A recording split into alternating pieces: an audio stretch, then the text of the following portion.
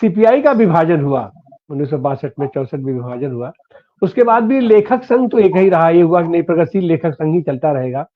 तो जनवादी लेखक संघ को अलग से स्थापित करने के लिए आप ऐसी कौन सी आवश्यकता महसूस करते हैं, और उसमें ये कौन सा बेसिक डिफरेंस आप देखते हैं प्रगतिशील लेखक संघ में और जनवादी लेखक संघ में?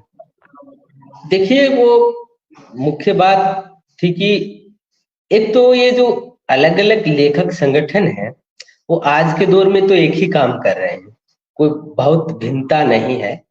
लेकिन उस दौर में इमरजेंसी को लेकर लेखक संगठन में मतभेद थे। कुछ लेखकों का एक समूह उसका समर्थन कर रहा था, दूसरा समूह नहीं कर रहा था। तो जो दूसरा समूह नहीं कर रहा था उन्हीं लोगों ने बाद में जनवादी लेखक संघ की स्थापना में की ओर अग्रसर हुए। ये समय समय पे होता रहता है। अब मुझे लगता है कि जब भी किसी ऑर्गेनाइजेशन में फ्रैक्शन होते हैं, टुकड़े होते हैं, मैं इनको अच्छा मानता हूँ। लोग बुरा मानते हैं, कई कहते हैं टूट गए, अलग अलग हो गए। मैं ये मानता हूँ कि जब टुकड़े होते हैं उस समय तक बहस जिंदा रहती है। बहस जिंदा रहती है, एक्टिव होता है, तभी टुकड़े होते हैं। जब जर्जर हो जाते हैं तो टुकड़े नहीं, फिर ढर्रे पे चलते हैं। तो अब दौर था वो भारतीय सांस्कृतिक जो एक पूरा पूरा जो एक समाज में हस्तक्षेप है उसका बेहतरीन दौरों में से था। बहुत सारे लेखकों ने, आपने देखा, आपातकाल में जेल भी गए। लेखकों ने जिस तरह का रचनात्मक काम किया, आज माफ कीजिए नहीं कर पा रहा हिंदी का लेखक। बाकी भारतीय भाषाओं के लेखक तो इस चीज को कर भी पा रहे हैं, हिंदी का लेखक तो ना कर पा रहा है, न भारतीय भाषाओं के अन्य लेखकों से वो संवाद में है, और दूसरे जो कर रहे हैं ना उसको हिंदी के लेखक को लेना देना है, ना उसको पता है। आप सोचिए हमारे लेखकों की ये स्थिति है कि वो अपना पब्लिक दायरा नहीं बना पाए। लेखक का पब्लिक दायरा नहीं बनता है तो वो प्रकाशक के 500 कॉपियों के एडिशन पे निर्भर होता है, क्योंकि उसको पता है लेखक का जनता से कोई संबंध ही नहीं है, समाज से। लेखक आता है, अपने चंद लेखक मित्र हैं, वो आपस में एक दूसरे की बुराई कर देते हैं, और आप ये हिंदी के लेखकों में ही संभव है। हालांकि ये सब आलोचना के बाद में भी हिंदी में बहुत अच्छे प्यारे लेखक हैं और हिंदी के बहुत बेहतरीन काम कर रहे हैं। लेकिन प्रवृत्ति के तौर पे बता रहा हूं मैं, प्रवृत्ति के तौर पे हिंदी के 5 लेखक जहां उपस्थित होते हैं वहां 15 गुट हो सकते हैं, और ये एक बहुत बड़ी पहेली गणित के लोगों के लिए हो सकती है कि 5 लोगों में 15 गुट किस तरीके से होते होंगे। तो ये जो सारी चीजें हैं, हिंदी के लेखक का समाज से कटना, क्योंकि वही बात हुई, हिंदी का लेखक भी विश्वविद्यालयों की ओर उसकी दृष्टि रही, उसकी नीचे की तरफ देखा ही नहीं ना। और पहले तो क्या किया कि जब से उसने हिंदी में लिखना शुरू किया, थोड़ा बहुत विकसित हुआ, थोड़ी बहुत अंग्रेजी जान ली, तो उसने लिखता हिंदी का, ज्यादातर लेखक हिंदी में लिखते थे और पढ़ते थे अंग्रेजी को। तो ये जो एक जो हायरार्की में लेखक को जो तोड़ना चाहिए उसको अपना लिया। हालांकि आज परिदृश्य बदला। बाद में जब जिस तरीके से दलित लेखन, स्त्री लेखन और हास्य के समाजों ने जो मुखरता से साहित्य में दस्तक दी, उससे हिंदी साहित्य का लोकतंत्र भी बदला, परिदृश्य भी बदला, और लोगों की जवाबदेहिता भी बनी। नई तकनीक ने हिंदी साहित्य को बहुत बड़ा उसका सकारात्मक पक्ष भी है।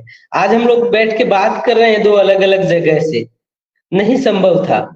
संपादकों का बहुत बड़ा वर्चस्व होता था, जिनको छापना है किनको नहीं छापना है, वो जो पूरी मठाधीशी जो है वो तो टूटी है। आप जो लिखिए, आप सीधा, आजकल तो रील बना के इंस्टा तक दुनिया आ गई है, तो लोग पसंद करते हैं, ना पसंद करते हैं, तो बीच का तंत्र कमजोर हुआ है। जी सर। अच्छा मिल जी, आपने जिक्र किया था कि आपके पसंदीदा लेखकों में गोरकी से लेकर के आपने रेणु तक की चर्चा की। तो जाहिर सी बात है, जो आदमी आंदोलनों से जुड़ता है, आम आदमी से जुड़ता है, तो उसके लेखन पर भी उसका असर प्रमाण पड़ता है। तो चाहे गोरकी से लेकर के रेणु तक जितने भी आप ऐसे लोग देखेंगे, तो आप देखते हैं कि हम आंचलिकता का वहाँ बहुत ज्यादा प्रभाव है, और शायद रेणु हो चाहे गोरकी से लेकर के रेणु तक के सबके पूरे, जहां पर भी आंचलिक फूल आता है तो उसकी खूबसूरती बढ़ जाती है। तो आप भी अपने लेखन में इसका प्रयोग किए हैं? देखिए तिवारी जी, बात यह है कि जो कहानी है वो कहानी हमारे यहाँ कई पिछले सालों में बहुत फॉर्मूले पे कहानी लिखी गई। तो फॉर्मूले की कहानी तो काम चलाऊ कहानी होती है, कहानी जीवन की होती है और उसका अपना तनाव होता है। तो उसमें हीरामन की भाषा अपनी होती है, हीराबाई की भाषा अपनी होती है। वो अपने आप लोक लोक का शब्द होता है, लोक का संसार है। एक समय के बाद में रचना लेखक को अपनी दुनिया में ले जाने के लिए विवश कर देती है।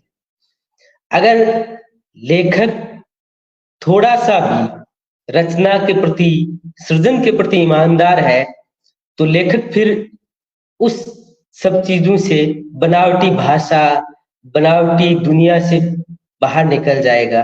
वो आंचलिकता, वो स्थानीयता, वो स्थानीय परिवेश, वो देशजता, वो ग्रामीण लोगों के अलग अलग तरह के मनोविज्ञान। आप एक आश्चर्यजनक बात आपको बताऊं मैं, ये वास्तव में तो अफसोसजनक ही है कि पिछले 10 सालों में मुझे हिंदी में ऐसी कहूं तो ऐसी कम रचनाएं, अब मैं ये नहीं कहूंगा कि कोई नहीं रचना मिलती है, क्योंकि कुछ रचनाएं तो मेरे पढ़ने से भी छूटी जाती हैं।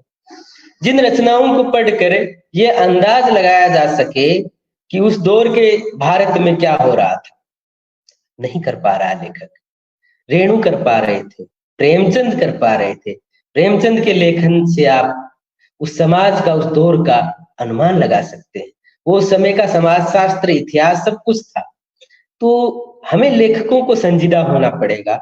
और लेखक, सच पूछा जाए तो ये जो पत्रिकाएं, ये जो एक अभिजात्य के दायरे से बाहर निकलना पड़ेगा। दुख दर्द जो लोगों के हैं, अपना दुख दर्द, लेखक हमेशा अपना रोना रोता रहता है, अपना रोना रोता है, उससे वो दूसरों के रोने तक पहुंच ही नहीं पाता है। तो ये सबसे पहले तो अपना रोना भूल कर दुनिया में कितना उत्पीड़न है, मैं कह रहा हूँ कितने हजारों हजार लेखक भी लिखे तो ये दौर इतना भयानक है, इतने दुख दर्द हैं, इतने संत्रास हैं, इतनी पीड़ाएं हैं, इतनी विपदाएं हैं, इतने तनाव हैं, इतने सामाजिक द्वंद हैं, इतने सांस्कृतिक नए प्रस्फुटन हो रहे हैं, कहाँ दर्ज कर पाते हैं। जीवन कम पड़ता है, कई कई जीवन कम पड़ते हैं। तो शायद आने वाले दौर में नए लेखक, हमारे नौजवान साथी इस चुनौती को उठाएंगे, मुझे यकीन है, क्योंकि ये अंधेरे का दौर बहुत समय तक रहता नहीं। लेखन में भी ठहराव आता है, और लेखन में तो ये ठहराव 5, 10, 20, 25, 30, 50 साल तक छोटी मानी जाती है। फिर कोई लेखक आता है तो और उससे अपने साहित्य को 150 साल का जीवन दान दे जाता है। तो वैसे ही ये धारा चलती रहती है। अच्छा मिल जी, साहित्य में हम देखते हैं कि ये जो पॉलिटिकल माहौल होता, अभी आपने जिसका जिक्र किया, जब राजनीतिक आंदोलन तेज होता है तो साहित्य में भी वो आंदोलन आता है, और धार तो साहित्यकार ही देने की का काम करता है। साहित्य का धारा ही धार देती है। तो फिलहाल जो मौजूदा दौर में हम देखते हैं कि चाहे प्रगतिशील लेखक संघ हो, चाहे जनवादी लेखक संघ हो, या अपने जन संस्कृति मंच हो, या जितने लेफ्ट आइडियोलॉग हैं, तो यहाँ साहित्य सृजन में तो कहीं कोई कमी नहीं है, और धार भी लोग देते रहे हैं। लेकिन उसके बाद भी वामपंथी आंदोलन, राजनीतिक आंदोलन वो गति नहीं पकड़ रहा है। वो आखिर क्यों हाशिए की तरफ बढ़ता जा रहा है? आपका बात वही है सर, जो मैंने पहले जिसका जिक्र किया, वो है कि जनता के साथ जुड़ाव बहुत कमजोर हो गया है। मैं आपको बताऊं कि पिछले 10 साल में एक दो चीजों को छोड़ दिया जाए, राजनीतिक दलों के रूप में राहुल गांधी की यात्रा को छोड़ते हैं तो राजनीतिक कार्रवाइयों के नाम पर क्या चीजें हुई। राजनीतिक कार्यवाही नहीं, इतने संकट के समय में राजनीतिक दलों के नेतृत्व को नींद कैसे आ सकती है। जो भाषण में कहते हैं कि लोकतंत्र खतरे में है, तो आराम से मुझे कई बार कि वो सो कैसे सकते हैं, वो कैसे रह सकते हैं, क्यों नहीं दिखाई देते सड़कों पे। इसका मतलब ये है कि ये नहीं कि वो अपने काम के प्रति ईमानदार नहीं है, ईमानदार है, लेकिन वो तरीके, वो जो जनता के बीच रहने का जो एक सांस्कृतिक राजनीतिक जनजागरण का अभ्यास था, वो अभ्यास टूट गया है और सिर्फ इस तकनीकों पर निर्भर हो गए हैं। और हमें लगता है कि इस पूरे उत्पीड़न से, इस पूरे अंधेरे से हम आह्वान करेंगे और जनता खड़ी हो जाएगी, ऐसा नहीं होता। वो है वो है कि जनता है, उसकी वही बात है। सबसे पहले तो आपने जो अभी हम लोग आंचलिकता की बात करें, जनता के बीच उसके साथ रहेंगे नहीं, उसके खान पान में, बोली भाषा में, तो हम ना उसकी भाषा समझ पाएंगे, ना वो हमारी भाषा समझ पाएगी। तो ये जो समाज की नीचे की सतह पे जिस तरह की बेचैनी और छिटपटाहट होती है, उस छिटपटाहट को तो लेखक नहीं पहचान पा रहे हैं। और समाज की ऊपर की सतह पर जिस तरह की हरकतें राजनीतिक होती हैं, जिस तरह का विरोध और स्वर राजनीतिक होने चाहिए, उसको राजनेता नहीं पहचान पा रहे हैं। मुझे लगता है ये दोनों तरह का संकट है, और व्यापक संकट है ये। जी मिल जी, हमें कहते हैं जैसे अभी पिछले दिनों इतना बड़ा किसान आंदोलन चला, हम समझते हैं कि इस पूरी सदी में एक जमाना हुआ करता था कि किसान आंदोलन हो या खेत मजदूर आंदोलन हो या मजदूर आंदोलन हो, तब लेफ्ट लोग ही उसकी लीनिंग करते थे, और फिर वहां से साहित्यकार भी, हमारे साहित्यकार लोग उसको धार दिया करते थे। अभी हम देखें आपका बोल काश्तकार, ये जो आपका कहानी संग्रह है, आपको शायद उस पर आपका ये जो किसान आंदोलन चल रहा था उसी का उसका अनुभव और उसका वो रहा होगा। लेकिन हम देखते हैं कि इतना बड़ा 1 साल तक किसान आंदोलन चला, लेकिन उस किसान आंदोलन में कम्युनिस्ट पार्टियों की भूमिका कहीं आप देख पाते हैं? देखिए, पार्टियों की भूमिका ऐसे मास ऑर्गेनाइजेशन में, इस आंदोलन का क्या है कि शुरू से ही चरित्र एक ऐसा रहा कि जो राजनीतिक दल थे वो अपने राजनीतिक भूमिकाएं निभा रहे थे। वो राजनीतिक भूमिका यही होती है कि जो नीतियां हैं, जो कानून बन रहे हैं, उनका वो राजनीतिक रूप से जनजागरण करें, वो अपने स्तर पे कर रहे हैं। लेकिन किसानों ने ये साफ तौर पे मना कर दिया था। किसानों का मानना था कि हम इस आंदोलन को हमारे किसान आंदोलन की तरह चलाएंगे, और मुझे लगता है कि वो निर्णय किसानों का उचित भी था, क्योंकि मोबिलाइजेशन किसान संगठनों का था, राजनीतिक दलों का नहीं था। और अगर राजनीतिक दलों के नेता मोबिलाइजेशन को लीडरशिप देते, तो मुझे लगता है कि उतनी ऑर्गेनिक लीडरशिप नहीं हो पाती। उतनी जो लीडरशिप किसानों के अपने बीच से उठ के आई थी, वो पंजाब की, हरियाणा की, राजस्थान की, उत्तर प्रदेश की, मध्य प्रदेश की, हिंदुस्तान के तमाम हिस्सों की, तो वो उसमें एक दल, एक नेता की भूमिका नहीं थी। वो एक सामूहिक आंदोलन था, जिसका नेतृत्व भी सामूहिक था, निर्णय भी सामूहिक था। तो जो हमें भूमिकाएं सबकी थी, वामपंथी दलों की बहुत महत्वपूर्ण भूमिकाएं थी, लेकिन हमें वो एक व्यक्ति के लीडर, एक पार्टी और एक व्यक्ति की लीडरशिप जैसा दिखा नहीं, क्योंकि वो एक, जैसे भारत छोड़ो आंदोलन था, वो एक बहुत बड़ी लहर थी।